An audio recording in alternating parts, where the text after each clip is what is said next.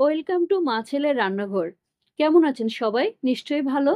দীর্ঘদিন বিরতির পর আবার আপনাদের জন্য নতুন একটি রেসিপি নিয়ে হাজির হয়েছি। আপনাদের জন্য আজ আমি ছানার সন্দেশের চমৎকার একটি রেসিপি নিয়ে এসেছি। আমি ছানার সন্দেশ বানানোর জন্য এখানে ২ লিটার দুধ নিয়েছি। প্রথমেই আমি ২ লিটার দুধের ছানা কেটে নেব। চুলায় একটা হাঁড়ি বসিয়ে দুধগুলো একে একে ঢেলে নিলাম। দুধগুলো নেড়েচেড়ে দিয়ে দুধে বলক আসা পর্যন্ত অপেক্ষা করলাম। আরেকটি বাটিতে ভিনেগারের সাথে অল্প পানি মিশিয়ে নিলাম এবং দুধে বলক ওঠার পর ভিনেগারটা আস্তে আস্তে করে দিয়ে দিলাম। দুধে ভিনেগার দেওয়ার পরপরই চুলা অফ করে দিলাম এবং ২-৩ মিনিটের জন্য দুধটা ঢেকে রাখলাম। ২-৩ মিনিট পর ঢাকাটা তুললাম। দেখুন বন্ধুরা, কি সুন্দর ছানা কেটে গেছে।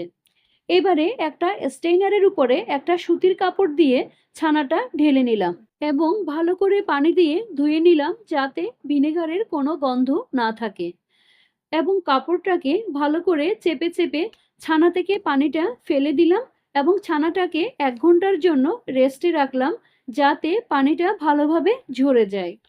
১ ঘন্টা রেস্টে রাখার পর ছানাগুলো একটা থালের মধ্যে নিয়ে নিলাম। দেখুন বন্ধুরা, ছানাগুলো কি সফট এবং মিহি হয়েছে। এবারে চুলায় একটা হাঁড়ি বসিয়ে বাটি করে ১ বাটি চিনি দিয়ে চিনিটা গলা পর্যন্ত অপেক্ষা করলাম।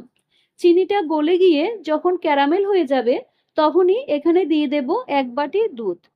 এই দুধটাকে আমি ১ লিটার থেকে ঘন করে ২৫০ মিলিলিটার করে নিয়েছি। এবারে ক্যারামেল এবং দুধটা যাতে ভালোভাবে মিশে যায় তাই অনবরত নাড়তে থাকবো। এবারে দুধ এবং ক্যারামেলটা ভালোভাবে মিশে যাওয়ার পর এখানে দিয়ে দেব ২ লিটার দুধের ছানা। এবারে ছানাটাকে ভালোভাবে নেড়েচেড়ে দুধের সাথে মিশাতে থাকবো এবং অনবরত নাড়তে থাকবো। ছানাটা যখন একটু ঘন ঘন হয়ে আসবে তখন দিয়ে দেব ১ বাটি থেকে একটু কম গুঁড়ো দুধ। ইচ্ছে করলে আপনারা এখানে গুঁড়ো দুধের পরিবর্তে কনডেন্স মিল্কও দিতে পারেন। আবার ইচ্ছে করলে এই স্টেপটা স্কিপও করতে পারেন।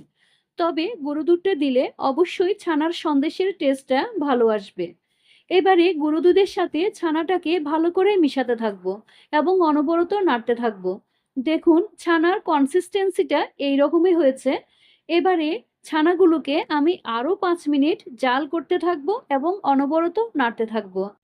এক পর্যায়ে ছানাগুলো যখন আঠালো হয়ে আসবে এবং কড়াই থেকে যখন ছেড়ে ছেড়ে আসবে তখনই ছানাটা নামিয়ে নিতে হবে। আপনার কাছে যদি বাটার পেপার অ্যাভেলেবল না থাকে তাহলে এই আমার মতো একটা সাদা কাগজের মধ্যে বাটার মেখে সেটাকেই বাটার পেপার বানিয়ে নিতে পারেন। এবারে বাটার পেপারটাকে একটা থালের মধ্যে নিয়ে সেটার উপরে ছানাটাকে নিয়ে নিলাম এবং থালের উপরে খুব সুন্দর করে স্প্রেড করে দিলাম। ছানাটা ঠান্ডা হওয়ার পর ১ ঘন্টার জন্য ফ্রিজে রেখে দিলাম। ১ ঘন্টা পর ফ্রিজ থেকে বের করে ছানাটাকে একটা ছুরির সাহায্যে কেটে সন্দেশের আকারে শেপ দিলাম এবং কিশমিশ দিয়ে গার্নিশ করলাম। দেখুন বন্ধুরা, দেখতে কি সুন্দর এবং লোভনীয় লাগছে। একটা সন্দেশ আমি ভেঙেও দেখাচ্ছি। দেখুন ভেতরটা কি সফট এবং জুসি হয়েছে। তো বন্ধুরা, এই ছানার সন্দেশটা আপনারা অবশ্যই বাড়িতে ট্রাই করবেন এবং কেমন হয়েছে আমাকে কমেন্টস করে জানাবেন। তো ভিডিওটা যদি ভালো লাগে তাহলে একটা লাইক এবং সাবস্ক্রাইব করে পাশে থাকা বেল আইকনটি প্রেস করে সব সময়ের জন্য পাশে থাকার অনুরোধ জানাচ্ছি।